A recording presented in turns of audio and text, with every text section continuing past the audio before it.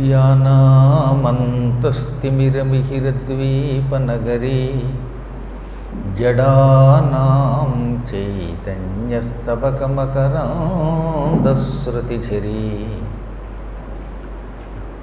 दरिद्राणां चिन्तामणिगुणनिका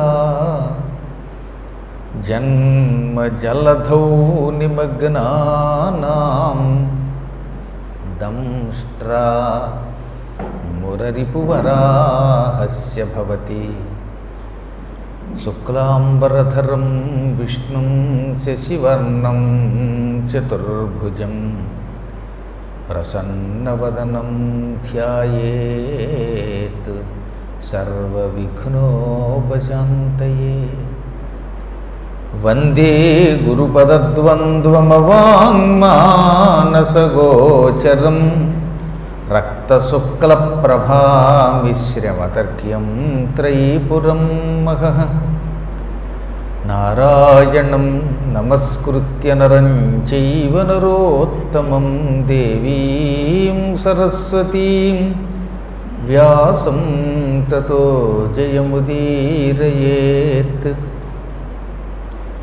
सच्चिदानन्दरूपाय विश्वोत्पत्त्यादिहेतवे तापत्रयविनाशाय श्रीकृष्णाय वयं नुमः। ॐ ऐं ह्रीं श्रीं श्रीमात्रे नमः। లోకకంటకుడైన భండాసురుడి అనుయాయులంతా నశించాక అప్పుడు చిట్ట చివరిగా భండాసురుడు అమ్మవారి మీదకి తానే స్వయంగా దండయాత్రకు వచ్చాడు. వీరులు మరణించాకే చిట్ట చివరికి ప్రభు యుద్ధానికి వెళ్ళడం ఒక సంప్రదాయం. అందువల్లే చిట్ట చివరిగా అతడు యుద్ధానికి బయలుదేరాడు. వీడికి మహాశక్తులు ఈశ్వరుడు ప్రసాదించాడు అని మనం ప్రారంభంలోనే చెప్పుకున్నాం. అవసరమైతే తన శరీరం నుంచి ఎటువంటి వీరులనైనా సృష్టించగలడు వాడు.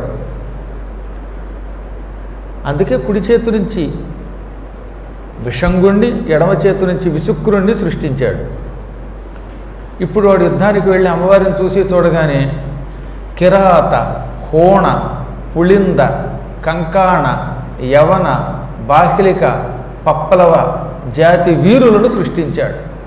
10 కోట్ల మంది మహావీరులని తన శరీరం నుంచి హుంకారధ్వనితో సృష్టించుకోగలిగాడు వాడు. ఈ 10 కోట్ల మంది కూడా కొంతమంది కిరాతకులు, కొంతమంది యవనులు, కొందరు హూణులు, కొందరు కంకార జాతి వారు, మరికొంతమంది పప్పలవులు అని పిలువబడతారు. బాహ్లిక దేశం వాళ్ళు కొంతమంది. ఇలాంటి వాళ్ళందరూ పుట్టుకొచ్చేశారు. ఈ మహావీరాధి వీరులైన క్రూరులైన బాగా నల్లగా ఉండి గడ్డాలతో ఉన్నటువంటి వాళ్ళు కత్తులు, కటార్లు, ఆయుధాలు, ధనుస్సులు, గండ్రగొడ్డళ్ళు, ఈటలు, మంచం కోళ్ళు ఏది దొరికితే అది పుచ్చుకుని అమ్మవారి శక్తుల మీదకి యుద్ధానికి వచ్చారు. మహాఘోర యుద్ధం సాగింది. అప్పుడు అమ్మవారు బాలాదేవిని, మంత్రిణ్యంబని, రాజశ్యామలని, సేనానాయకిని, దండనాథని వీళ్ళందరినీ ఒకేసారి పంపింది. పంచమహాశక్తులు వీళ్ళు. ఈ పంచమహాశక్తులు మహాపాశుపతం అనే ఒక అస్త్రం ప్రయోగించారు. భండాసురుడి యొక్క సైనికులందరినీ ఈ మహాపాశుపతాస్త్రం 5 నిమిషాల్లో దగ్ధం చేసేసింది. అందుకే మహాపాశుపతాస్త్రాగ్ర నిర్దగ్ధాసుర సైనిక. అమ్మవారి శక్తులు ప్రయోగించిన మహాపాశుపతము అనే అస్త్రం వల్ల సైనికులంతా దగ్ధమైపోయారు. ఈ పాశుపతం అంటే ఏమిటి? పశుపతి అనగా ఈశ్వరుడు. పశుపతేహయదం పాశుపతం. ఈశ్వరుడు లోకాలని నాశనం చేయడం కోసం తన 3 కళ్ళల్లో ఉన్న శక్తితో కలిపి ఒక అస్త్రాన్ని సృష్టించాడు. ఈ అస్త్రం అచ్చం త్రిశూలంలో ఉంటుంది. యుద్ధరంగంలో దాన్ని ప్రయోగిస్తే, ఈ మంత్రం చదివి పాశుపతాన్ని ప్రయోగిస్తే త్రిశూలాకారంలో ఉన్న ఒక అస్త్రం వచ్చి శత్రువుల్ని మనం ఎలా చెబితే అలా చంపుతుందిట. అంటే ఉదాహరణకు చెప్తాను. పశుపతికి సంబంధించిన మంత్రములతో కూడిన పాశుపతాస్త్రాన్ని ఒక వ్యక్తి మీద ప్రయోగించి వీడు బూడిదైపోవాలి అంటే వాడు బూడిదైపోతాడు. ఈ అస్త్రం వెళ్ళి వాడు భస్మం చేస్తుంది. అలా కాకుండా చంపకుండా వీడిని దూరంగా తీసుకెళ్ళి పారేయి అంటే ఈ అస్త్రం పట్టుకెళ్ళి దూరంగా పారేస్తుంది. దానికి ఉదాహరణ సైంధవుడు అని ఒక దుర్మార్గుడు ఉన్నాడు. ఈ దుర్మార్గుడి తలని అర్జునుడు నరికేశాడు. సూర్యాస్తమయంలోపు సైంధవుడి తల నరుకుతాను అన్నాడు ఆయన. అది ఎంత కష్టం అండి.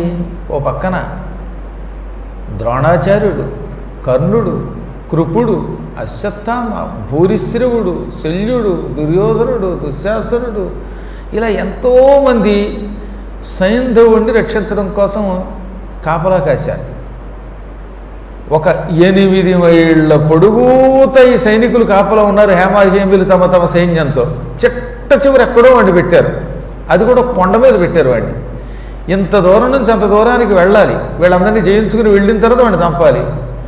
సూర్యాస్తమయంలోపు సైంధవుడి తల నరకపోతే నేను గాంధీవంతో పాటు అగ్నిలో ప్రవేశిస్తాను అని శపథం చేశాడు పైగా. అందుకని రాత్రికి రాత్రి శ్రీకృష్ణ పరమాత్ముడు ఇతన్ని కైలాసానికి తీసుకెళ్ళాడు. అర్జునుడు, కృష్ణుడు కైలాసంలో శివదర్శనం చేసుకున్నారు. కృష్ణుడు ఉన్నాడు కాబట్టి అర్జునుడు ఎలా శపథాలు చేసినా నెరవేర్చుకోగలిగాడు. అవి లేనివాడు పిచ్చి పిచ్చి శపథాలు చేయకూడదు. నేను ఈ పని చేయకపోతే మళ్ళీ ఏలూరులో అడుగు పెట్టాలి, అది గుంటూరులో అడుగు పెట్టినంటే మనం ఎక్కడ, మన బతుకెక్కడ.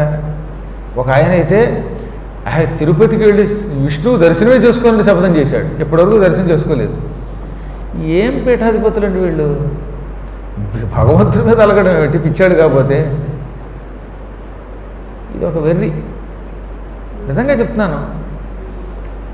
నేను కొంతమందిని చూశాను భగవంతుడి మీద విరోధం పెట్టుకుని, అంటే ఎవడి మీద కోపంతో అనమాట, ఆ వ్యక్తి ఉన్నంతవరకు ఆ గుళ్ళోకి అడుగు పెట్టను అని యావజ్జీవితం గుళ్ళోకి వెళ్ళి దర్శనం చేసుకునే వాళ్ళు ఉన్నారు. వీళ్ళకి ఏదో పూర్వజన్మ పాపం ఉంటుంది. భగవంతుడు నా అనుమానం విష్ణుమూర్తి వీళ్ళకి దర్శనం ఇవ్వకూడదు అనుకుని ఉంటాడు ఈ పాపిష్టాళ్ళకి. అందుకే వాళ్ళకి శపథం చేయాలనిపిస్తుంది. అందుకే అక్కడ దాకా వెళ్ళి దండం పెట్టుకుని పెడతారు తప్ప లోపలికి వెళ్ళరు వాళ్ళు. ఇది ఒక కర్మ, మహాపాపం అది.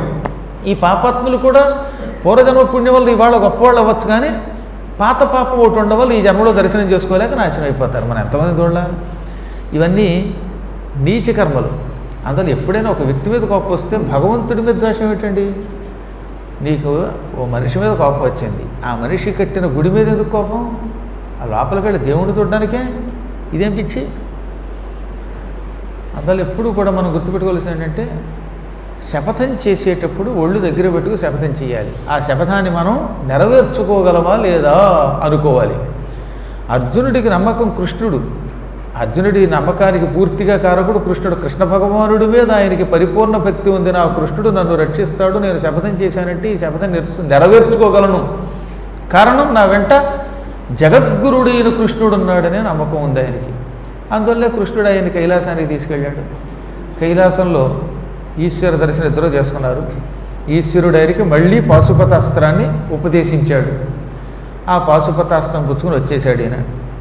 ఇక ఆ తర్వాత ఈ దారి పొడుగుతూ ఉన్న శత్రువుల్ని నానాయాతన పడుతూ కృష్ణుడి యొక్క అనుగ్రహంతో జయించుకుంటూ వెళ్ళాడు. ఎన్ని కష్టాలు పడ్డాడో తెలిసిన అన్నింటినీ తట్టుకోగలిగాడు. కారణం స్వతసిద్ధంగా శక్తివంతుడు, ఆపై దైవ బలం ఉన్నది కనుక.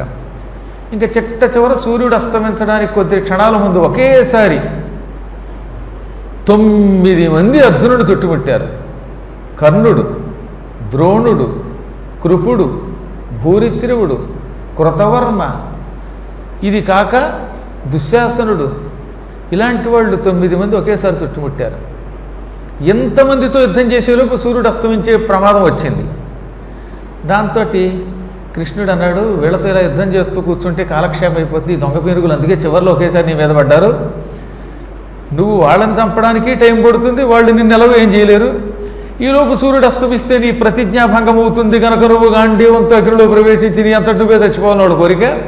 చూసుకో ఇప్పుడు వీళ్ళ మీద మాయ ప్రయోగిస్తున్నానని వెంటనే తన మాయతోటి ఒక చీకటిని సృష్టించాడు, కటిక చీకటి. ఈ మాయ చీకటి వెళ్ళి మొత్తం సూర్యుడిని కప్పేసింది. దాంతో చీకటి అయిపోయింది అనుకుని పిచ్చాడు యుద్ధం ఆపి చీకటి అయిపోయింది అనుకున్నారు. దాక్కున్నాడు అప్పటిదాకా కొండ మీద గుహలో. ఎవరో ఈ సైంధవుడు.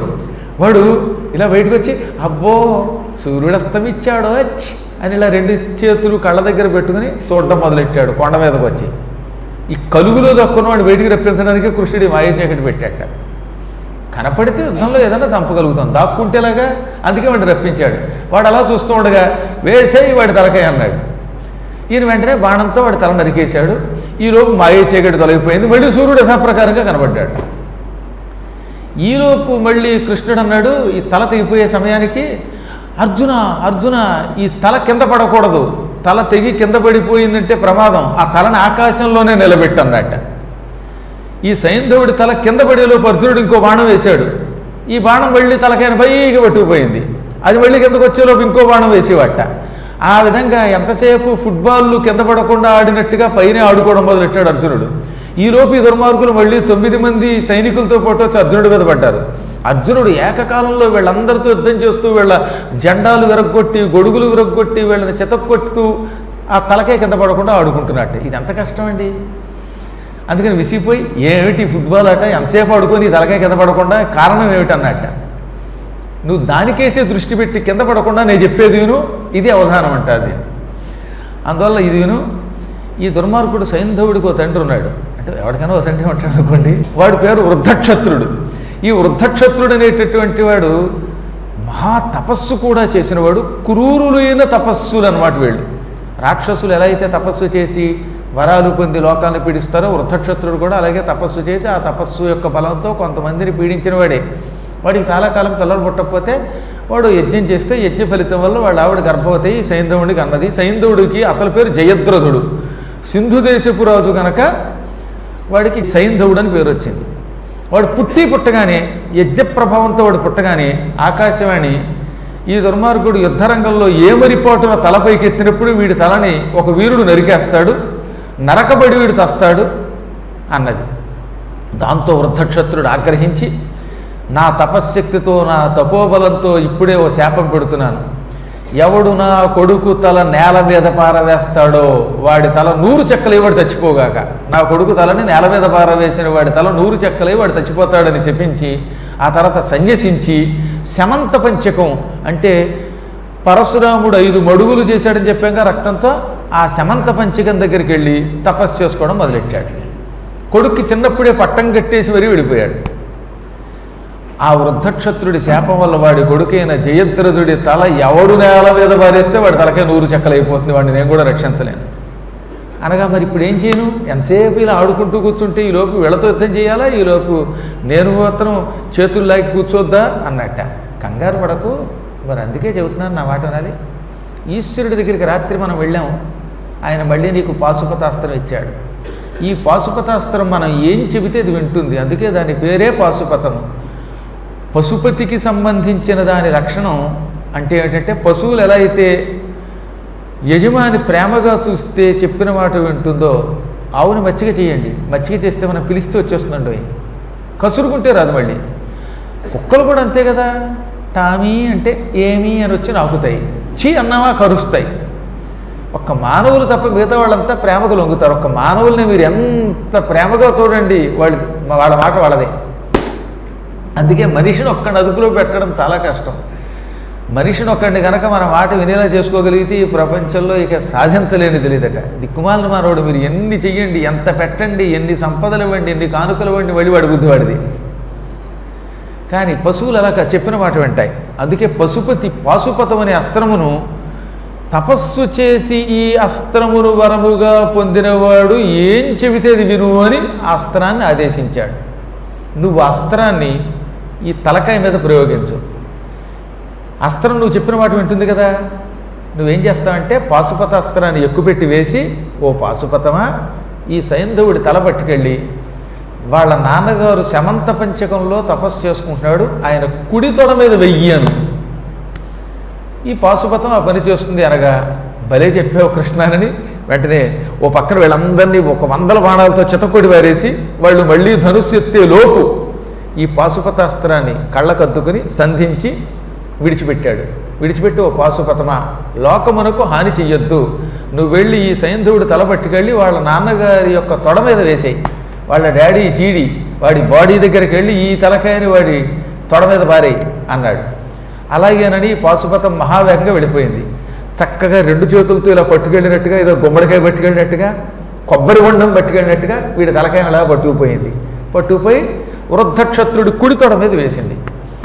వృద్ధక్షత్రుడు అప్పుడే సంధ్యావందనం చేసుకోవడానికి కూర్చున్నాడు.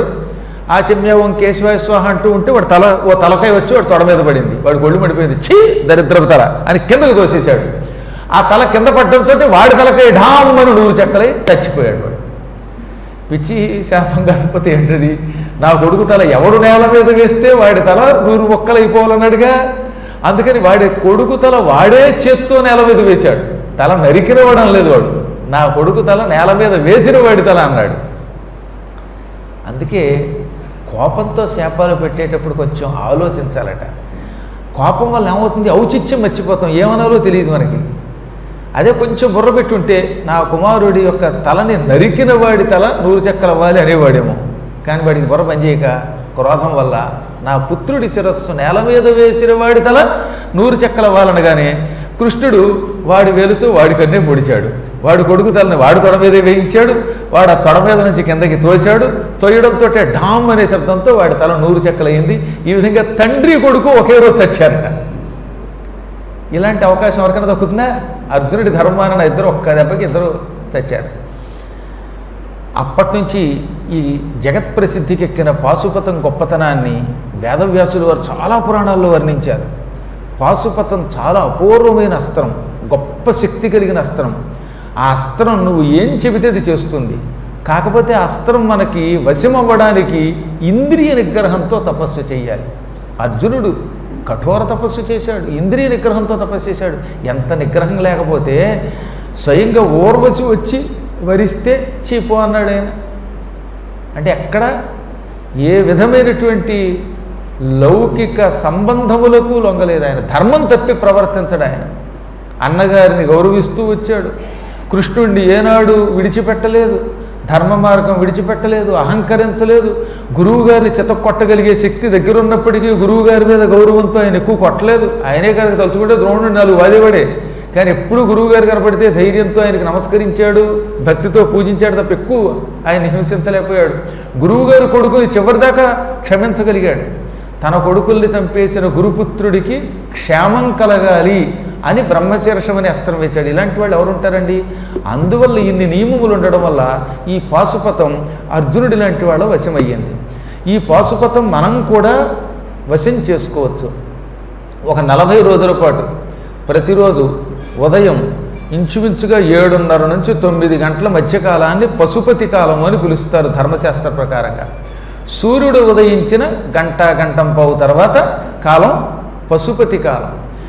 ఆ కాలాన్ని చాలా గొప్పగా శుక్రాచార్యుడు, బృహస్పతి కూడా తమ తమ మంత్రశాస్త్రాల్లో చెప్పారు. అందుకే భృగునాడి అని, బృహస్పతి యొక్క స్మృతి అని వాటిని పిలుస్తారు. అందులో ఏం చెప్పారు? 40 రోజులు విడిచిపెట్టకుండా ప్రతిదినము సూర్యుడు ఉదయించిన ఒక గంటం పావు తర్వాత, అందుకే ఇప్పుడు కాలమానం ప్రకారం చెప్పాలంటే ఇంచుమించుగా 7:30 to 9 అనమాట.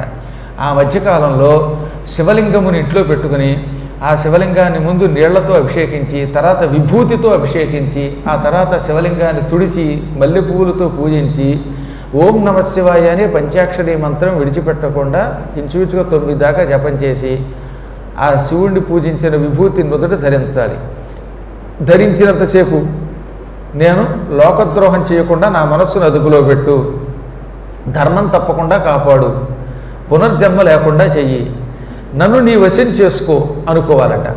ఈ అనుకున్నంత మాత్రం చేతనే మనం పశుపతి వశం అవుతాం, ఈశ్వరుడికి అధీనులమవుతాం. అంటే ఆయన దగ్గరికి వెళ్ళిపోయినట్టే. ఆయన దగ్గరికి వెళ్ళడం వల్ల ఆయన ఏం చేస్తాడు? మనకు అధీనుడు అవుతాడట. అంటే మన మాట వింటాడు. అప్పుడు ఆ పాశుపతం అనే శక్తి మనలో ప్రవేశిస్తుంది. కేవలం బాణమే వేయక్కర్లా పాశుపతాస్త్రం అంటే. పశుపతి యొక్క శక్తి మన శరీరంలో ప్రవేశిస్తే ఇక అక్కడి నుంచి ఈశ్వరుడు మనం ఏం చెబితే అది చేసి పెడతాడు. ప్రేమతో చేస్తాడు. అదేదో బానిసగా చేయటం కదా ఆయన. అప్పుడు ఏమవుతుంది? రోగభయం నుంచి విముక్తుణ్ణి చెయ్యి, నన్ను సరైన మార్గంలో నడుపు, నన్ను సర్వకాల సర్వావస్థల్లో ఆనంద జీవితుడిగా చెయ్యి అని ఇలా మనం కోరుకుంటే ఆ కోరిన పని చేసి పెడతాట. ఇదనమాట పాశుపతం అంటే.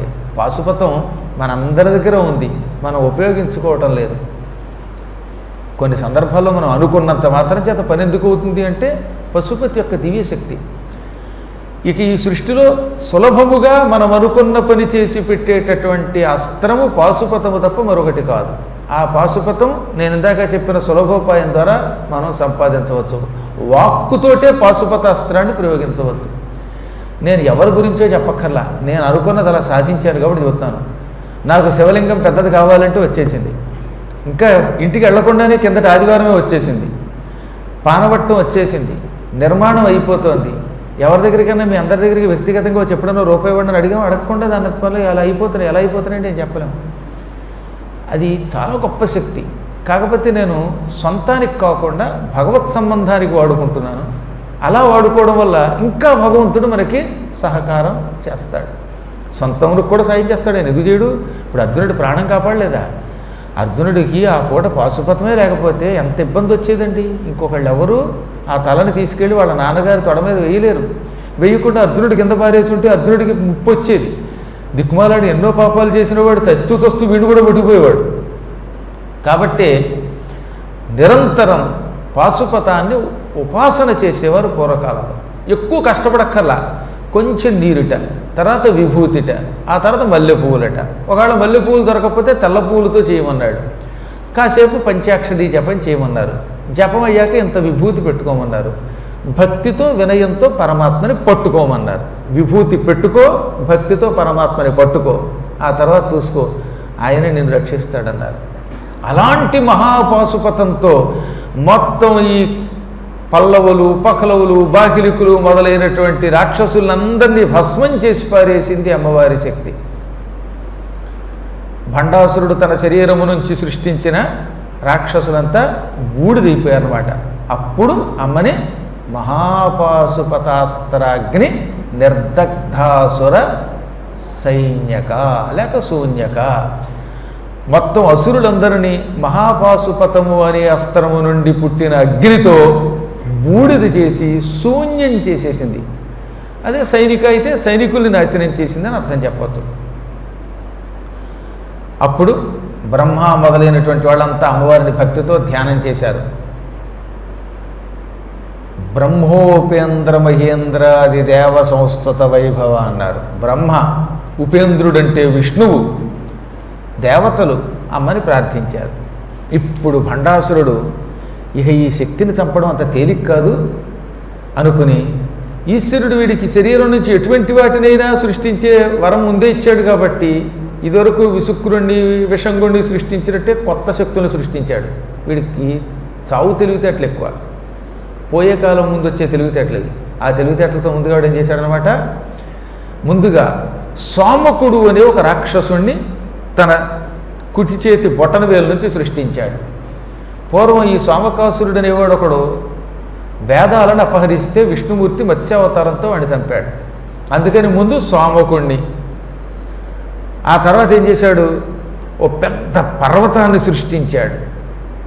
ఆ తర్వాత హిరణ్యాక్షుడిని సృష్టించాడు. ఆ హిరణ్యాక్షుడు కాదు, అచ్చం హిరణ్యాక్షుడు వలె ఉండి ఒక రాక్షసుడిని సృష్టించాడు. తర్వాత హిరణ్యకశిపుడిని సృష్టించాడు. ఆ తర్వాత బలిచక్రవర్తి దగ్గర ఉండేటటువంటి రాక్షసుల్ని సృష్టించాడు. ఆ తదనంతరం వరుసగా కార్తవీర్యార్జునుడి యొక్క వంశానికి సంబంధించిన హైహయుల్ని సృష్టించాడు. రావణాసురుడు లాంటి వాడిని, కుంభకర్ణుడు లాంటి వాడిని సృష్టించాడు. ఇంద్రజిత్తు లాంటి వాడిని సృష్టించాడు. ఆ తదనంతరం మహాభయంకరుడైన కంసాది దానవుల వంటి వీరుల్ని సృష్టించాడు. ఆపై మహాభయంకరుడైన పల్వలాసురుడనే వాడిని సృష్టించాడు. ఆ తదనంతరం పాపాత్ములైన మిలేచ్చుల్ని సృష్టించాడు. వీళ్ళందరినీ తన వేళ్ల నుంచి సృష్టించి, వెళ్ళండి అసంఖ్యాకులైన హిరణ్యాక్షులారా, హిరణ్యకశిపులారా, సోమకులారా, పర్వతాలారా, వెళ్ళి ఈ అమ్మవారి సైన్యాన్ని నాశనం చేసేయండి అన్నాడు. వీడి శరీరం నుంచి ఒకళ్ళ ఇద్దర కోట్లు కొలిది హిరణ్యాక్షులు పుట్టుకొచ్చారట. వాడి వేలు నుంచి ఒక హిరణ్యాక్షుడిని సృష్టించలా, ఏకంగా అసంఖ్యాక హిరణ్యాక్షులను సృష్టించాడు. హిరణ్యకశిపులు బయలుదేరారు. పెద్ద పెద్ద మందర పర్వతాలు లాంటి పర్వతాలు బయలుదేరాయి. శంబరుడు, మదోత్కటుడు, కాలకవచుడు, వజ్రనాభుడు వంటి బలిచక్రవర్తి అనుయాయులు పుట్టుకొచ్చేశారు. భృగు వంశస్థుల ప్రాణాలు తీసిన కార్తవీర్యార్జునుడి సంతానం హైహయులు పుట్టుకొచ్చారు. అంతా రాక్షసాకారులే. ఇలాంటి వాళ్ళంతా అసంఖ్యాకంగా పుట్టుకొచ్చారు. అమ్మవారి సైనికుల మీద పడి యుద్ధం చేయడం మొదలెట్టారు. అప్పుడు అమ్మవారి సైనికులు నిర్వీర్యమై వెనక్కి పారిపోయాట. నిత్యాశక్తి వంటి తిథులు కూడా వెనక్కి వచ్చాయంటే ఆ పుట్టిన వాళ్ళు ఎంత వీరులో ఆలోచించండి. సాధారణంగా నిత్య, నీలపతాక, విజయ, సర్వమంగళ, జ్వాలామాలిని మొదలైన నిత్యా తిథులు ఉంటాయే, ఈ తిథులు ఎవరికీ తలవంచవు. ఆ శక్తులు కూడా వెనక్కి పరిగెత్తాయి. అందువల్లే వాడు సర్వశక్తులు ఒడ్డి యుద్ధం చేశాడన్నారు చివరిలో. అప్పుడు అమ్మ దగ్గరికి వచ్చి, అమ్మ ఈ భయంకరాకారులు ఎవరో పుట్టుకొచ్చారు వాడి శరీరం నుంచి, వీళ్ళు మా ప్రాణం తీసేస్తున్నారు, వీళ్ళని ఎలా సంహరించాలి అని అడిగాయట అమ్మవారి శక్తులు. అప్పుడు అమ్మ నవ్వింది.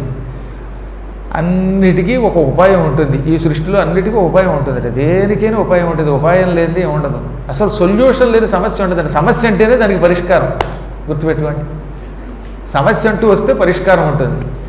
దిక్కుమాల కరోనాకే పరిష్కారం వస్తే దానికి రావడంలో ఆశ్చర్యం ఉంది. దేనికైనా పరిష్కారం ఉంటుంది, అది లేకపోతే ఈ సృష్టి ఎప్పుడో నశించిపోయేది. ఒకనొకప్పుడు ప్లేగ్ అనే వ్యాధితో భూమి లేదనుకున్నారు. అంతఃపురం కూడా ఇలా ఎన్నెన్నో రోగాలు అప్పుడప్పుడు 100 ఏళ్లకోసారి వస్తూ ఉంటాయి. వచ్చి లక్షల మంది ప్రాణులు శరీరాన్ని విడిచిపెట్టారు. ఒకవేళ ఈ రోగం రాకపోతే భయంకర యుద్ధం వచ్చి చచ్చిపోతారట. 2వ ప్రపంచ యుద్ధం, 3వ ప్రపంచ యుద్ధం, అంతఃపురం, కౌరవ పాండవ యుద్ధం మాట్లాడేంటి. మహాభారత యుద్ధం అంటే 72 కోట్ల మంది చచ్చిపోయారట మహాభారత యుద్ధంలో. మొత్తం వరల్డ్ వార్ అది. అన్ని ప్రాంతాల నుంచి వచ్చే యుద్ధంలో చచ్చిపోయారు. అయినా భూమి నాశనం కాదు, మళ్ళీ కొత్తగా జనాభా పెరుగుతూనే ఉంటారు. చచ్చిన వాళ్ళు 72 కోట్లు అయితే ఇప్పుడు భారతదేశంలోనే 130 కోట్ల మంది చేరారు. కాబట్టి ఒక స్థాయి దాటి పాపాలు జనాభా పెరిగినప్పుడల్లా ఈ భూమి భారం తగ్గించడానికి పరమాత్మ ఏదో ఒక రోగమో, ఓ రాక్షసుడో, ఆ రాక్షసుడిని సంహరించడానికి తాను అవతరించడం వంటివి సృష్టిస్తూ ఉంటాడు. కాబట్టి ఎప్పుడూ కూడా భూమి తన బరువును తానే తగ్గించుకుంటుందిట. ఇప్పుడు భూదేవికి చాలా కష్టంలో ఉంది తెలిసిన మీకు. ఇది నేను చెబుతున్న మాట కాదు, భవిష్య పురాణంలో చెప్పిన మాటే. ఇప్పుడు ప్రస్తుతం 2015 నుంచి మరీ తీవ్రమైనటువంటి కష్టాల్లో ఉంది భూమి. దానికి గల కారణం మహానుభావులు మనల్ని పరిపాలిస్తూ ఉంటే ఈ మహానుభావుల్ని పడగొట్టి మన దేశాన్ని మళ్ళీ సర్వనాశనం చేయడానికి పదవిలో లేని ఒక 60 ఏళ్ళు మన పరిపాలించిన దరిద్ర పార్టీ వాళ్ళు మన ఏడిపిస్తూ ఉంటారట. ఆ పేర్లతో సీతగా చెప్పేశాడండి. నాకు ఆశ్చర్యంగా ఉంటుంది. భవిష్య పురాణంలో ఎంత బాగా రాశారో తెలుసు. మీరు ఒక్కసారి భవిష్య పురాణం చివరిలోకి వెళ్ళి చూడండి, మీకే తెలిసిపోతుంది. అందులో ఏ ఏ పార్టీలు ఎలా పరిపాలిస్తాయి, వాళ్ళు ఈ దేశంలో ధర్మాన్ని ఎలా నాశనం చేస్తారో కూడా చెప్పారు. అప్పుడు నాకు ఆశ్చర్యం కలిగిందనమాట. అమెరికాలో ఓ డాక్టర్ గారు ఉన్నారు, విజయ నిర్మల గారు. నార్త్ కెరోలినా ర్యాలీలో ఉంటారు వారు నా పాత ఉపన్యాసం క్లిప్పు నాకే పంపారు. మీరు ఎప్పుడూ 1997 అంటే అప్పుడే 20 ఏళ్ళు దాటిపోయింది. 24 సంవత్సరాల క్రితం చెప్పిన పురాణం మళ్ళీ చెబుతున్నాను, పంపిస్తున్నాను వినండి మీకు. మీరు ఇందులో చెప్పినట్టే జరుగుతోందని. 24 ఇయర్స్ బ్యాక్ 1997 ఫిబ్రవరిలో ఏలూరు రామకోటిలో చెప్పిన పురాణం యొక్క క్లిప్పింగ్స్ పంపారు. ఇప్పుడు నాకే ఆశ్చర్యం కలిగింది. ఆనాడే చెప్పాను అన్నమాట నేను. ఇవన్నీ భవిష్య పురాణంలో ఉన్నాయి, కాకపోతే వాటి వెలికి తీసి చెప్పాలి. అందులో చెప్పినట్టుగా విచిత్రమైన ఒక రోగం వస్తుంది నేటికి 25 ఏళ్ల తర్వాత. ఆ రోగం వల్ల కొన్ని వందలు లక్షల మంది చచ్చిపోతారు, ప్రపంచం స్తంభిస్తుందని అందులో చెప్పానట. మీరు చూడండి ఒకసారి వినండి, ఆవిడని అడగండి, ఆవిడ నెంబర్ పెడతాను. నార్త్ కెరోలినాలో ఉంటారు. ఏప్రిల్ 27 వస్తున్నారు, వచ్చి ఒక వారం 10 రోజులు ఉండి పెడతారు వారు. విజయ నిర్మల గారు ఆవిడ పేరు, డాక్టర్ విజయ నిర్మల గారు. ఎక్కువ మంది డాక్టర్లు, ప్రొఫెసర్లు, సైంటిస్టులు ఈ మధ్యన పురాణాలు బాగా శ్రద్ధగా విన్నారు. వాళ్ళు బాగా చదువుకుంటారు కదా, వాళ్ళకి శరీరం అంటే ఏమిటో తెలుసు. అలాగే ఫ్లారిడాలో ఇంకొక ఆవిడ ఉన్నారు, ఆవిడ పేరు విజయలక్ష్మి గారి. ఈవిడేమో విజయ నిర్మల గారు, ఆవిడ విజయలక్ష్మి గారు. ఆవిడ అంతే, మొత్తం పురాణాల్లో నేను ఏం మూల చెప్పానో చెబుతాను. ప్రొఫెసర్లంతా ఇందులో దృష్టి పెట్టి ఈ పురాణములలో ఎంత విజ్ఞానం ఉన్నది, అసలు జరగబోయేది ముందే ఎలా చెబుతున్నారని వాళ్ళు కనిపెట్టి ఆశ్చర్యపోయి ఆనందపడిపోతున్నారన్నమాట. ఏమీ లేని వాళ్ళు ఉంటారు కదా పక్కన, రోజు కోడి ముక్కలు తినేటటువంటి వాడు ఒకడున్నాడు, ఓ నారిగాడు. అలాంటి వాడికి ఏం తెలుస్తుంది? వాడికి చదువు సంస్కారమా? చిన్నప్పటి నుంచి పిచ్చి వేషాలు వేసిన వాడికి వాడు ఏమన్నా జ్ఞానం ఉన్నవాడైతే కృష్ణుడిని తిట్టడు, రాముడిని తిట్టాడు. రాముడిని కృష్ణుడిని తిట్టుకుంటాడు. మహానికి ఏమొస్తుంది? నీకు వచ్చేమని ఆయన సమాధానం చెబుతాడా? ఆయన సమాధానం ఇంకో రకంగా చెబుతాడు. రేపు పొద్దున ఎప్పుడు పెరాలసిస్ వచ్చినప్పుడు తెలుస్తుంది నీకు. పిచ్చివాగుడు రాముడిని కృష్ణుడిని తిడితే ఇలా మూతి పక్కడిపోయి ఆ తర్వాత అంటూ మంచం మీద పడుకొని తినడానికి ఏమీ లేక ఇప్పుడు పీక్కు తిన్నట్టు ఉండదు కోడి. అప్పుడు కోళ్ళు వచ్చి వాడిని బతికొండగా పీక్కు తింటాయి. మీరు చూస్తూ ఉండండి. వీడు ఇన్నాళ్ళు తిన్న కోళ్ళన్నీ అవతాయి అనుకుంటారు. చివరి రోజులు ఇలాంటి పాపాత్మలు వచ్చి పొడిచి ముక్కులతో చంపేస్తాయి. నేను గణపురం అనే ఒక ఊళ్ళో చూశాను. రోజు అనవసరంగా కుక్కలు కొట్టేవాడు ఒకడు. వెడుతున్నప్పుడల్లా రాళ్లతో కుక్కలు కొట్టేసేవాడు. ఎందుకు కొట్టేవాడు తెలియదు. హఠాత్తుగా వాడి కర్మ ఏం కాలిందో కానీ రోడ్డు మీద వెడుతుండగా పడిపోయాడు.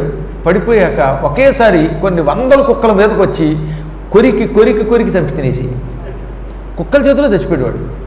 ఒట్టినే కుక్కల్ని హింసించిన దుర్మార్గుడు చివరి కుక్కల చేతిలో తెచ్చాడు. అలాగే ఎవరిని మనం ఎక్కువ హింసిస్తే ఆ ప్రాణులే చివరి రోజుల్లో చంపుతాయి. దోమల చేతిలో చచ్చిపోయిన వాడిని చూశాను, చీమల చేతిలో చచ్చిన వాడిని చూశాను. చీమలు తెగ చంపేస్తే చీమలు వచ్చి కుట్టి చంపేసేవాడిని. పేలు బాగా చంపేసిన వాడికి చివరి రోజుల్లో తలంతా పేలు పెట్టి చచ్చిపోయాడండి. నేను ఇందులో రవంత అసత్యం అట్టల్లా. నేను ఎంతోమందిని చూసి చూసి చూసి ఉన్నాను బాబు. అవన్నీ నేను కళ్ళారా చూసి చెబుతున్నటువంటి మాట. వయస్సు వేరు, వయస్సుతో సంబంధం లేకుండా చూశాను చిన్నప్పటి నుంచి. ఎందుకంటే ఉపాసన కోసం తిరిగాను కాబట్టి యావత్ జీవితం. అలాగే కొంతమంది మూర్ఖులు ఉన్నారు. యజ్ఞాలు వద్దు, యజ్ఞాలు అక్కర్లా. ఎవడు చెప్పాడు యజ్ఞాలని అడుగుతున్నాడండి ఒక మూర్ఖుడు. ఎవడు చెప్పాడు ఏంటండి? కృష్ణుడి కంటే ఈ ప్రపంచంలో జగద్గురు ఎవరన్నా ఉన్నారా? ఆయనే ధర్మరాజు గారిని అశ్వమేధయాగం చేయమన్నాడు. రాజసూయాగం కృష్ణుడు చేయించాడు ధర్మరాజు చేత. అటువంటిది ఎక్కడ వేదాల్లో కానీ పురాణాల్లో కానీ యజ్ఞం చేయమని లేదట. యజ్ఞాలు అక్కర్లా, అసలు విగ్రహం అక్కర్లా. ఇవి చాలా స్వల్పంట పైగా వాడి బతుక్కి. వాడికి ఏమైనా యజ్ఞం గురించి తెలుసా? ఈ దేవాలయాల్లో ఉన్న విగ్రహాల గురించి తెలుసా? ఇలాంటి అతి మూర్ఖులు కొంతమంది తయారయ్యారు. అక్షరం ముక్క సరిగ్గా రాని వాళ్ళు, చౌచౌగా చదువుకున్నటువంటి వాళ్ళు, అజ్ఞానులైనటువంటి వాళ్ళు పిచ్చి పిచ్చి వాగుడు వాగుతారు. ఆ వాగడం వల్ల ఏమవుతుందో తెలుసా? యజ్ఞాలు వద్దు లేకపోతే విగ్రహాలు వద్దు అన్నటువంటి వాళ్ళు చివరి రోజులు ఎక్కడో చోట హఠాత్తుగా ఏ బొమ్మ వాడి మీద పడి చచ్చిపోతాడు. గోడకున్న బొమ్మ విరిగి అద్దం ఒక్క గుండెల్లో కూర్చుని చచ్చిపోయాడు ఒకడు. బొమ్మలు తిడితే విగ్రహాలను తిట్టినవాడి మీద విగ్రహం పడి చచ్చిపోయాడు. యజ్ఞములు తిట్టినవాడు చివరి రోజుల్లో వాడి ఇల్లు కాలిపోయి ఈ శరీరంలో సగభాగం కింద భాగం అంతా కాలి చచ్చిపోయాడు. నిత్యం యజ్ఞాలను తెగతిట్టేవాడు ఒకడు. వాడు ఏమయ్యాడు తెలుసా? చివరి రోజుల్లో హఠాత్తుగా మరి ఏమొచ్చిందో తెలియదు, ఇంట్లోనే చచ్చిపోయాడు. తర్వాత డాక్టర్లు ఏమన్నారంటే వాడు సిగరెట్ కాలుస్తున్నాడండి, ఆ నిద్దట్టు మత్తులో ఉన్నాడు అనుకుంటాను బహుశా. ఆ మత్తులో సిగరెట్ కాలుస్తుంటే సిగరెట్ కింద పడిపోయినట్టుందండి. అది వచ్చి కింద నుంచి కింద దాకా కాల్ చేసి చంపేసిందండి అని ఆ నడుం దాకా కాల్ చేసి చనిపోయాడు వాడు. అంటే భగవంతుడు అభం చేస్తాడు వాడి చేత. లేకపోతే ఎందుకు కాలుతుంది? నీ ఇంట్లో నీ దీపారాధన ఇంకో వస్తువు నేను ఎందుకు కాలుస్తుందంటే నువ్వు యజ్ఞాలని అగ్నిహోత్రాన్ని తిట్టావు నోటికి వచ్చినట్టు. ఇవి చెయ్యకండి. ఎప్పుడు కూడా మనకి చేత కాకపోతే మనకి తెలియకపోతే ఓ దండం పెట్టి ఊరుకుందాం. అపూర్వమైన దివ్యశక్తులు ఈ సృష్టి నిండా ఉన్నాయి. వాటిని విమర్శిస్తే అవి కొంప ముంచేస్తాయన్నమాట. అందువల్ల అన్నిటికీ భగవంతుడు ఓ సమస్య ఉంటే పరిష్కారం ఉంటుంది. జనాభా పెరిగితే దాన్ని ఎలా కాంపెన్సేట్ చేయాలో చూస్తాడు. ఎక్కడికక్కడ మళ్ళీ రక్షిస్తూనే ఉంటాడు. ఈ సృష్టిని అలా చక్రం తిప్పినట్టుగా తిప్పుతూ ఉంటాడు. అందుకే మనం అన్నీ మానేసి కాలోహి దురతిక్రమ అని ఆ మహానుభావుడిని భక్తితో పట్టుకోవడం తప్ప మనం ఏమీ చేయొద్దు. హాయిగా భగవంతుని పట్టుకుందాం. ఇప్పుడు అమ్మవారు ఏమంది? ఇన్ని రకాలైన దిక్కుమాలినటువంటి వాళ్ళని మన మీదకి సృష్టించాడు ఈ భండాసురుడు, వదిలిపెట్టాడు ఈ హిరణ్యాక్ష హిరణ్యకశిపులు వంటి వారిని వదిలాడు, వీళ్ళందరినీ చంపే భారం నాది అని వెంటనే చేతులు ఇలా చాచింది. ఆ చేతి వేళ్ల నుంచి, చేతి వేళ్ళు ఉన్నాయిగా, ఆ వేళ్ళకే ఉంటాయి గోళ్ళు ఉంటాయి. ఇదిగో చేతి వేలు, ఈ వేలుకుంది ఒక గోరు. ఈ గోళ్ల నుంచి వెంటనే వరసగా మత్స్య, కూర్మ, వరాహశ్చ, నారసింహశ్చ, వామన, రామో, రామశ్చ, కృష్ణశ్చ, బుద్ధ, కల్కిరేవచ. కొన్ని చోట్ల రామో రామశ్చ రామశ్చ కృష్ణ కల్కిరేవచ అన్నారు. ఈ అవతారాలన్నీ పుట్టుకొచ్చేసేట. అందుకే కరాంగుళినకోత్పన్న నారాయణ దశాకృతి. కర అంటే చేతి, అంగుళి వేళ్ల యొక్క నఖ, గోళ్ల నుండి ఉత్పన్న సృష్టింపబడిన పుట్టించబడిన నారాయణ విష్ణుమూర్తి యొక్క దశాకృతి, దశావతారాలు కలది అమ్మ. అంటే అమ్మవారి చేతి వేళ్ల గోళ్ల నుండి ఈ అవతారాలన్నీ పుట్టుకొచ్చాయి. రోజు చదువుతున్నాగా మనం.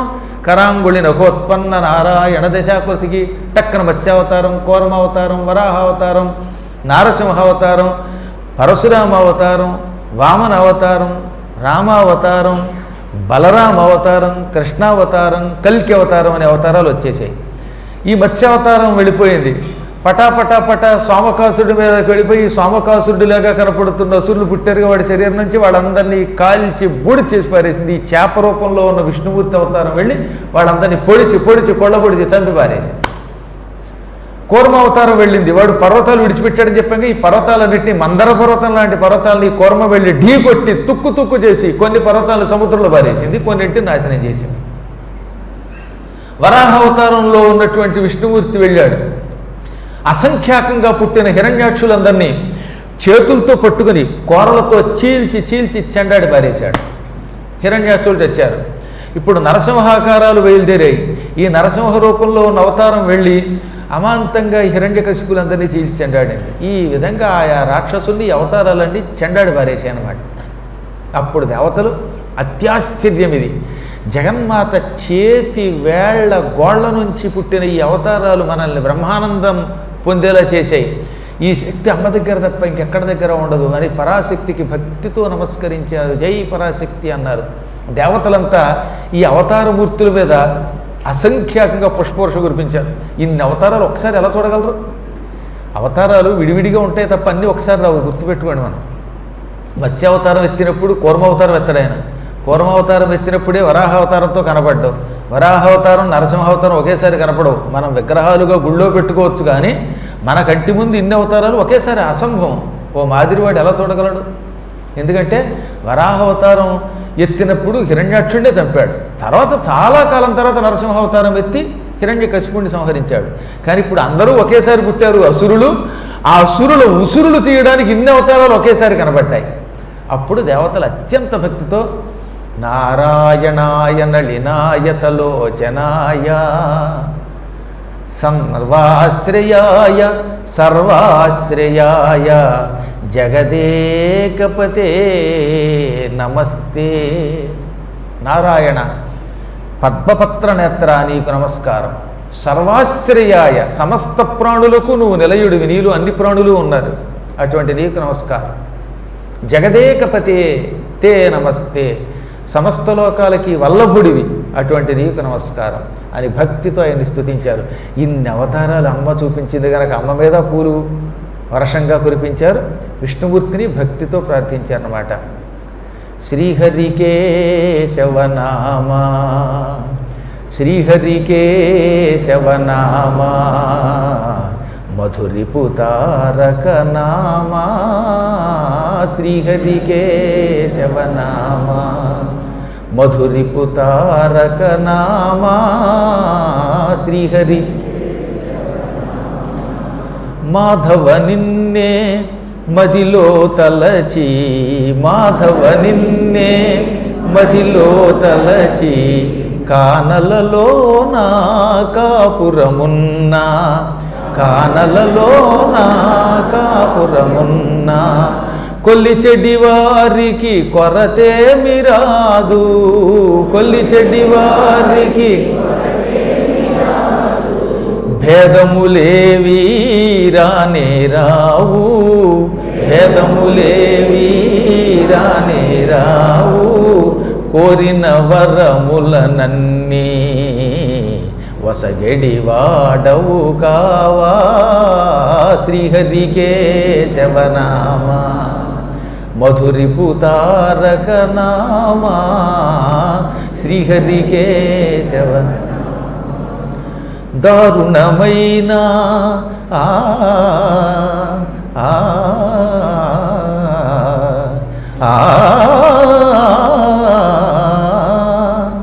దారుణమైన బాధలనైనా దారుణమైన బాధలనైనా తునిమెడి బాణము నీ తిరునామము తునిమెడి బాణము నీ తిరునామము భాగ్యములందు పెను బాధలందు భాగ్యములందు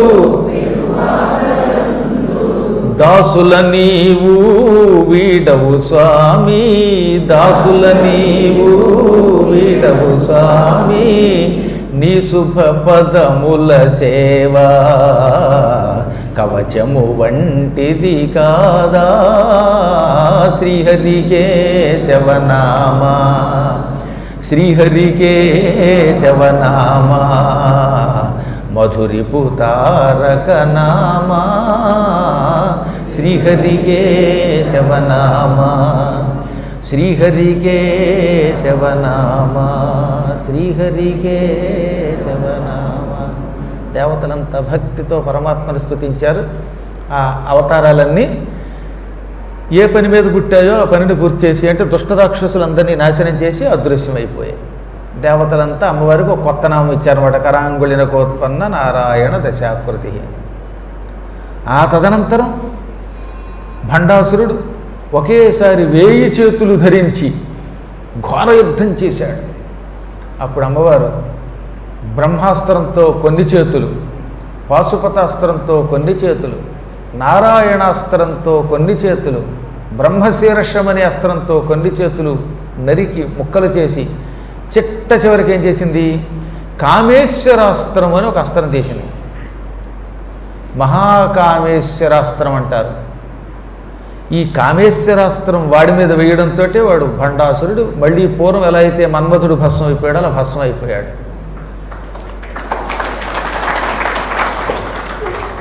ఈ విధంగా భండాసురుడిని సంహరించగానే వాడు కాలి బూడిదైపోగానే బ్రహ్మాది దేవతలంతా ఒక్కసారి పులకించిపోయారు. అప్పటిదాకా సముద్రాలను స్తంభింపజేశాడు, వాయువుని కూడా చెప్పినట్టుగా నడుచుకునేటట్టు చేశాడు వాడు. వాడి మాట వినకపోతే ఇంద్రాది దిక్పాలకులకే దిక్కు లేకుండా పోయింది, దిక్పాలకులే దిక్కులుగా అతుబారిపోయారు. సూర్యుడు ఎక్కువగా ఎండ కాయడానికి భయపడేవాట, చంద్రుడు ఎక్కువ చల్లదనం ఇచ్చేవాడు కాదు, అలాగని అసలు ఇవ్వకుండా ఉండేవాడు కాదు. ఇలా ప్రకృతిని కూడా వాడు అదుపులో పెట్టాడు. అటువంటి దుష్టుడు చావగానే బ్రహ్మాదులంతా అమ్మని భక్తితో ధ్యానం చేశారు. నమో నమస్తే జగదేకనాథే నమో నమః శ్రీ త్రిపురాభిధానే నమో నమో భండ మహాసురఘ్నే నమోస్తు కామేశ్వరి వామకేశీ చింతామణే చింతిత దానదక్షే అచింత్యే చిరాకార తరంగమాలే చిత్రాంబరే చిత్ర జగత్ప్రసూతే చిత్రాఖ్య నిత్యే సుఖదే నమస్తే. ఒకేసారి కాకుండా పదే పదే నమస్కరించినప్పుడు నమో నమః అంటాం అన్నమాట. నమో నమః అంటే అక్కడ కేవలం నమః నమః 2 సార్లు కాదు, పదే పదే నీకు నమస్కారం నమస్కారం నమస్కారం నమస్కారం అని 100 సార్లు చెప్పడానికి బదులుగా నమో నమః అంటే చాలు. సమస్త లోకాలకి నువ్వే దిక్కు, నువ్వే భర్తవి, నువ్వే తల్లివి, నువ్వే నాయకురాలివి, నాయకుడివి, అటువంటి నీకు నమస్కారం. త్రిపుర అని నీకు పేరు, 3 పురములు కలిగిన దానివి గనక ఆ త్రిపుర అని పేరు కలిగిన నీకు నమస్కారం. భండు అని పేరు కలిగిన ఒక మహా అసురుణ్ణి సర్వనాశనం చేసి మమ్మల్ని కాపాడిన నీ పాదపద్మాలకి భక్తితో నమస్కరిస్తున్నాను.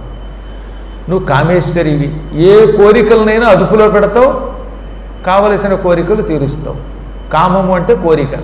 ఈ కోరికలకి ఒక అధిష్టాన దేవత ఉండాలి, లేకపోతే ఆ కోరికలు మన మాట వినవు, వాటి మాట మనం వింటాం. మన కామములు గుర్రములు వంటివి.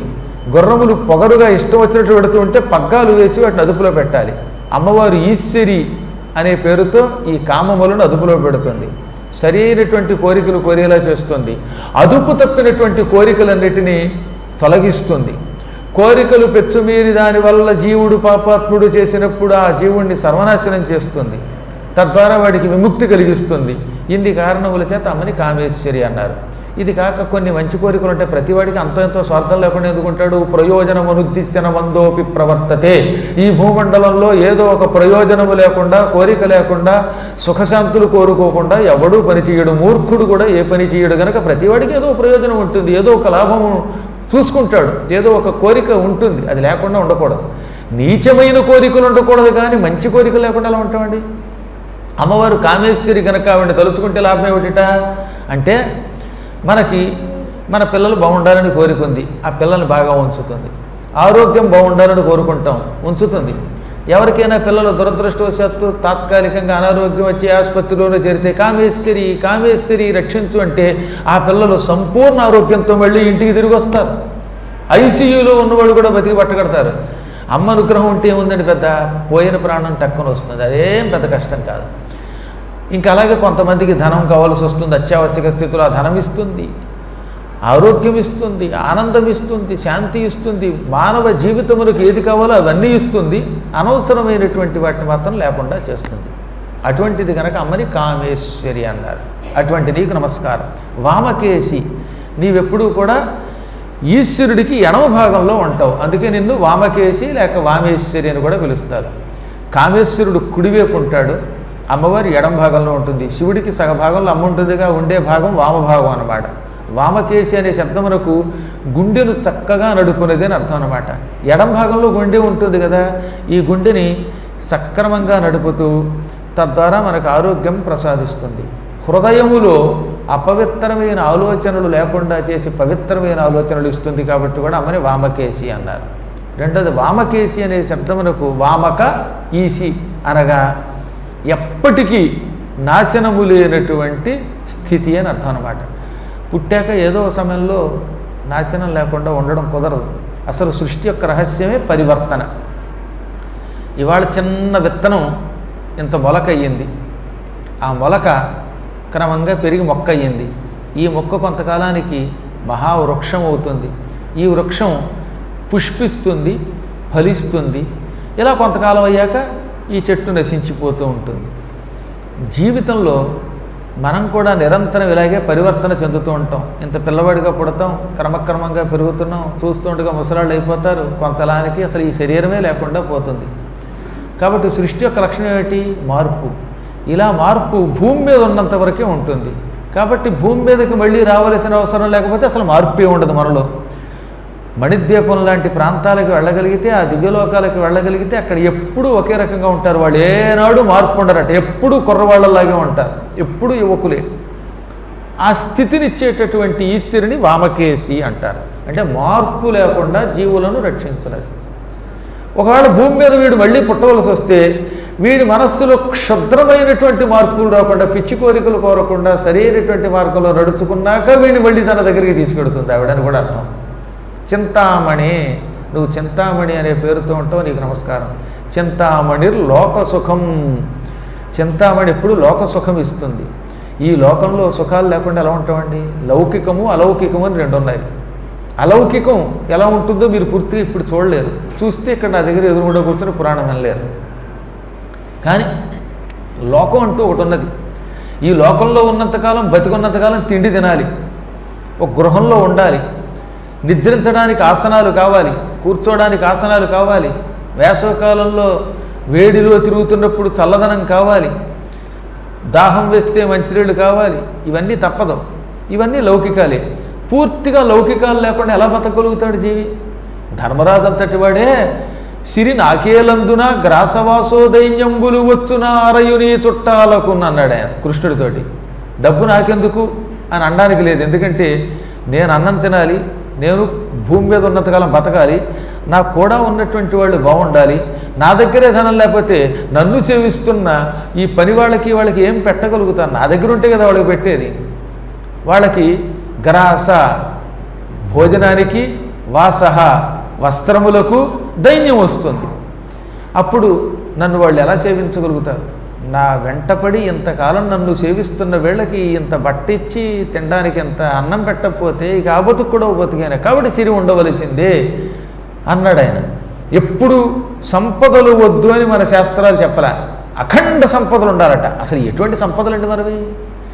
శరీరం అంతా బంగారపు నగలు వేసుకుని, కిరీటములు పెట్టుకుని దగదగదగలాడుతూ తిరిగేవారు, ఒళ్ళంతా సుగంధ ద్రవ్యాలు పూసుకుని ఉండేవారు. ఉన్నంతకాలం భోగాలు ఉండాలి, కానీ భోగం వెనక త్యాగం కూడా ఉండాలి. అదే లోకంగా బతకూడదు. వాళ్ళకి అన్ని సంపదలు ఉండి వాటి మీద వ్యామోహం లేని వాళ్ళు, వాళ్ళని వైరాగ్యవంతులు అంటారు. ఏమీ లేనప్పుడు ఎలాగో వైరాగ్యం వస్తుందండి. మన దగ్గర కారు లేదనుకోండి, ఎందుకంటే కారు కంటే నడిస్తే బాగుంటుంది, ఏముంది సుఖం అంటాడు. నీకు రేపొద్దున కారు వచ్చాక వాడడం చూద్దాం, అబ్బెబ్బెబ్బే. కాబట్టి మన దగ్గర లేనప్పుడు అందరి ద్రాక్షపళ్ళు పుల్లనన్నట్టుగా చెప్పడం వేరు, అన్నీ ఉండి వాటి మీద వ్యామోహం లేకుండా ఉండడం చాలా గొప్ప విషయం. అందువల్ల చింతామణి లౌకిక సుఖాలు ఇచ్చి ఈ లౌకిక సుఖాల మీద నిరంతర వ్యామోహము లేకుండా చేస్తుంది. అటువంటి చింతామణి స్వరూపిణివైన నీకు నమస్కారం. చింతిత దాన దక్షే. నిన్ను తలుచుకుంటే కోరిన కోరిక తీరకుండా ఎలా ఉంటుంది? చింతిత కోరుకున్న దాన్ని, దాన ఇవ్వడంలో, దక్షే సమర్థురాలివి.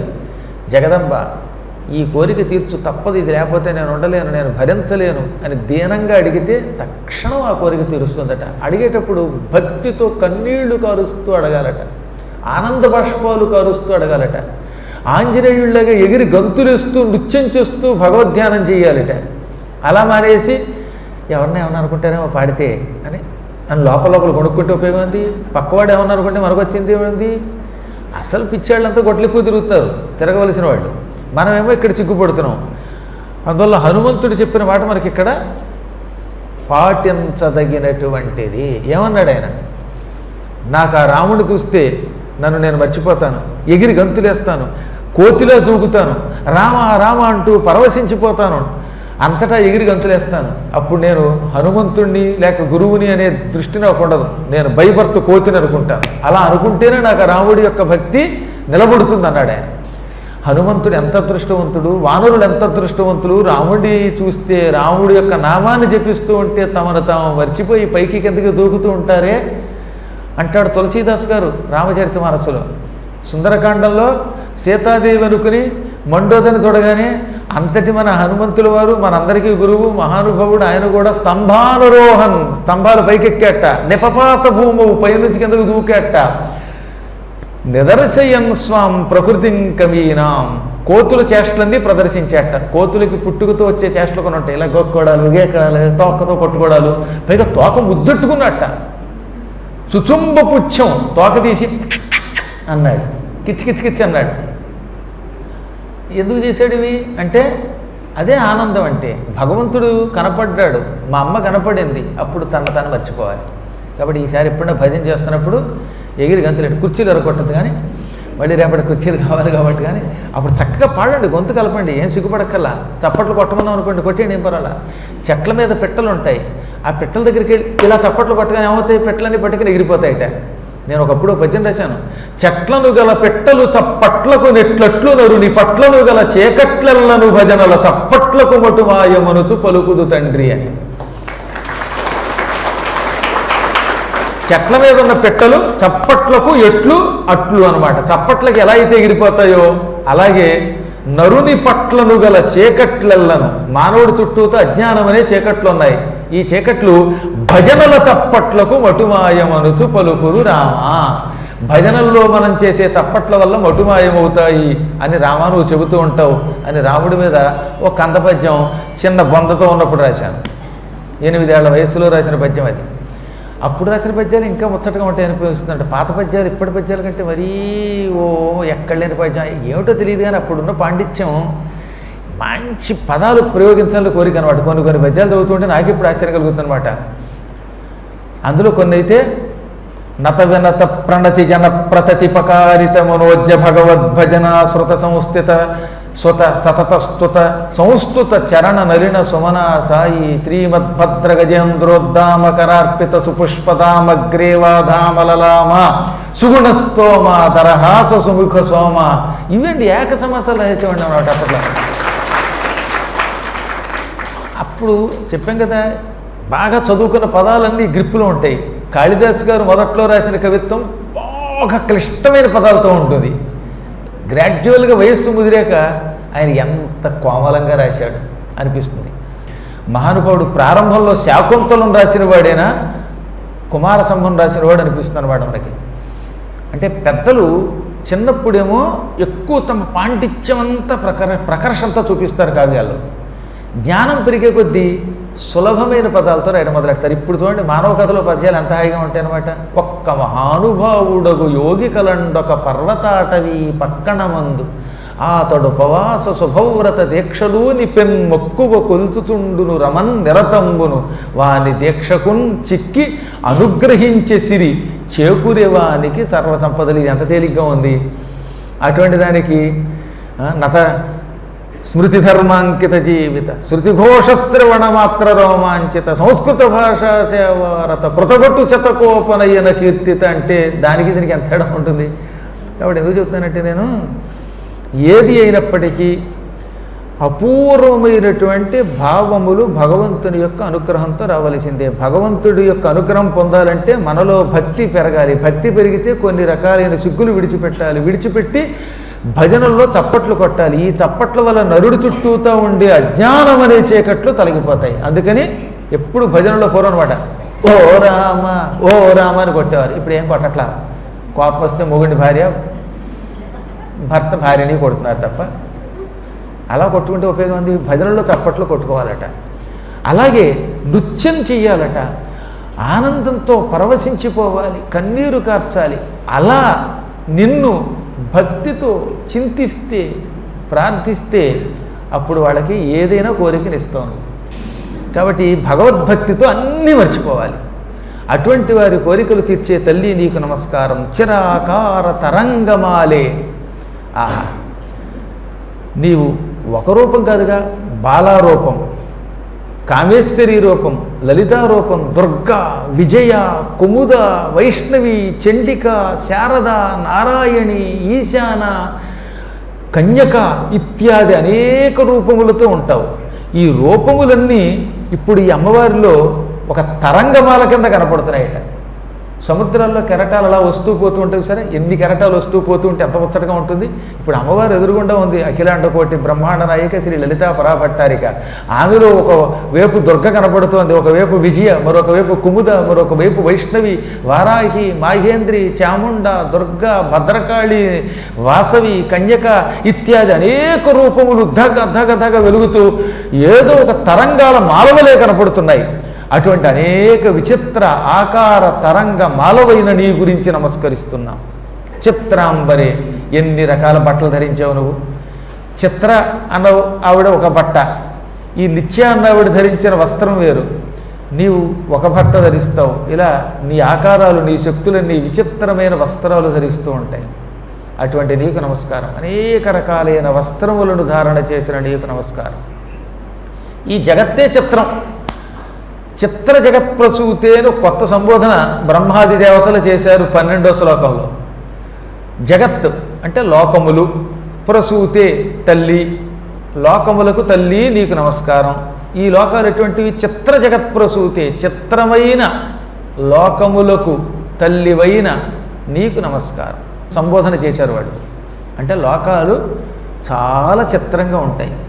లోకములు చిత్రంగా ఉండటం అంటే లోకంలో ప్రకృతి, పుష్పాలు, చెట్లు, ఏవో కొండలు, రకరకాల ప్రాణులు, కొన్ని పాములు, కొన్ని వానపాములు, కొన్ని అసలు విషం లేని పాములు, కొన్ని దోమలు, కొన్ని చేమలు, మానవులు, మళ్ళీ ఈ మానవుల్లో కూడా విచిత్ర వృత్తా ఖలు చిత్తవృత్తయ. వీళ్ళ ఆకారాలు వేళ్ళు, ప్రవర్తన వేరట.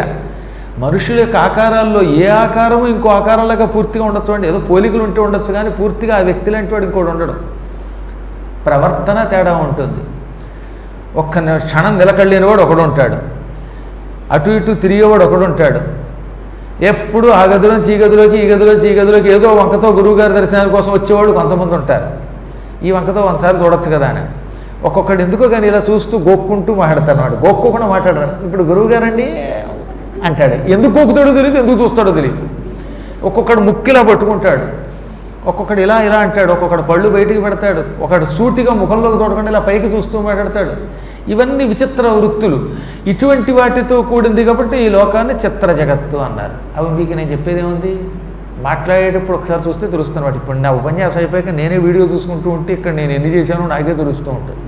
ఏంటి ఉపన్యాసంలో ఉన్నారు కాబట్టి పరకాయ ప్రవేశం అనుకోండి. ఇది కాసేపు అమ్మవారు, కాసేపు హిరణ్యాక్షుడు, కాసేపు విష్ణువు అన్నీ నేనే అవ్వాలి, ఏకపాత్ర. కానీ కూర్చున్న వాడికి ఎందుకు ఈ పాత్రలు వస్తాయో తెలియదు. గురువుగారు ఉపన్యాసం చెప్తూ ఉంటే అవతల వాళ్ళ మీద ఒకసారి ఫోకస్ చేయండి. ఈ భండాసురుడిని చంపుతున్నప్పుడు ఒక్కొక్క ఆవిడ అంటుంది, అంటే ఈవిడే భండాసురుడిని కొట్టేసినట్టే. ఇంకొకరిని చూడండి అంటుంది. ఇవన్నీ చిత్ర ప్రవృత్తులు. ఆహా, జగన్మాత ఎన్ని చిత్రాలు, ఎన్ని విచిత్రాలు! ఇటువంటి విచిత్రములైన జగత్తులన్నిటినీ సృష్టించి వాటికి తల్లి అవుతున్నావు. ఇంతకు మించి దాన్ని మేము వర్ణించలేము. అటువంటి నీకు నమస్కారం.